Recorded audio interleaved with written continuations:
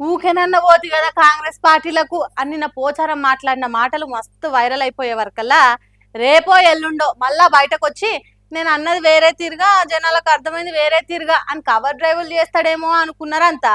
కానీ అట్లా కాదు, నేను ఉన్నదే మాట్లాడినా అనుకుంటా ఆయన చేసిన కామెంట్లకు కట్టుబడే ఉన్నా అంటున్నాడు. ఇట్లా చూడురు కావాలంటే మళ్ళీ మనం తీర్పులు ఎందుకు మాట్లాడాడు, దాని ఏం లేదు, ఉన్న మాట మాట్లాడంతే. రాష్ట్రం ఏం లేదు, మళ్ళీ అటుపోతాడా ఇటుపోతాడా.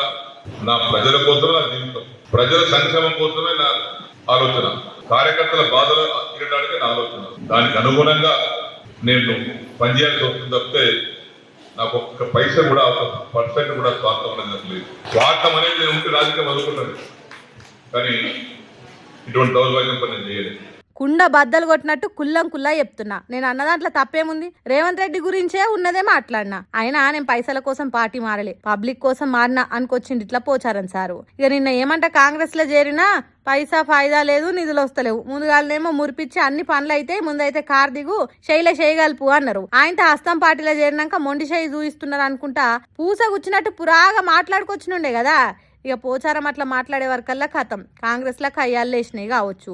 ముఖ్యమంత్రి మీద మంత్రుల మీద అట్లా ఎట్లా మాట్లాడతావానో, ఆయనతో పార్టీ మారే పనులుండానో తీరు కామెంట్లు వచ్చినాయి కావచ్చు. దాంతో ఇగో ఇవాళ ఇంకోసారి మంది ముందలనే క్లారిటీ ఇచ్చింది. ఇట్లా నేనేం పైసలు తీసుకొని పార్టీ మారలేదు, పబ్లిక్ కు పనులు అయితే అంటే నియోజకవర్గం అభివృద్ధి అవుతుంది అంటే దానికోసం ఏమైనా చేస్తా, తప్పు చేసిన రోజు రాజకీయాలకు వెళ్ళి తప్పుకుంటా అనుకొచ్చింది. ఇట్లా మరి అనేటివన్నీ కూడా నేను కరెక్టే అన్నందుకు కరుడుగట్టిన కాంగ్రెస్ లీడర్లు రేపేమైనా మాట్లాడతారో చూడాలిగా.